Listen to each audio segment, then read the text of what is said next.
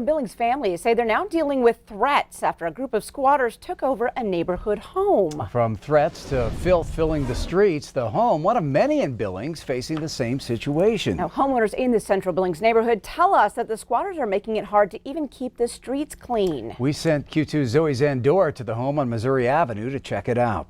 Home in Billings, 2613 Missouri Avenue, where squatters have moved in, trashing the property. And now the neighbors and community getting involved to try and pick up the pieces. It was clear that it was unsanitary. The dogs that were in the house were being abused. They were neglected.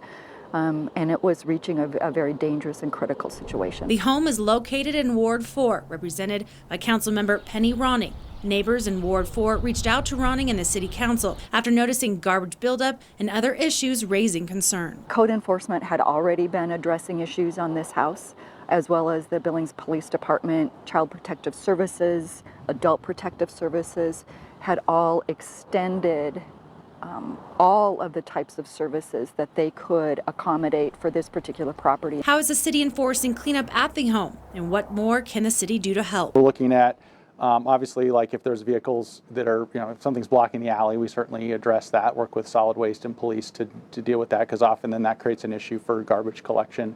If there's garbage and junk and stuff out in the yard, front yard or backyard, we can initiate a case to have that cleaned up. That's what we've been trying to focus on. We've been going back and checking on it almost on a daily basis to see what's going on, and we've gotten, continued contact with some of the neighbors as well to letting us know kind of activity and such. Councilmember Ronning went down to the home with some neighbors, and after being personally threatened, she knew this is an issue that needs to be addressed and turned to the public for help. What was occurring at the house really escalated, and it became very clear that the neighbors were in danger.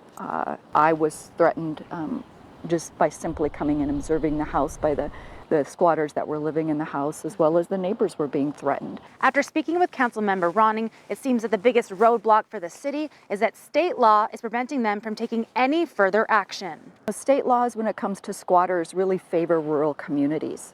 And squatting is a real urban issue, and we have that issue in Billings. We have many properties in Billings that are experiencing this exact same type of situation. So we need to get these state laws changed. In Billings, Zoe Zandora, MTN News.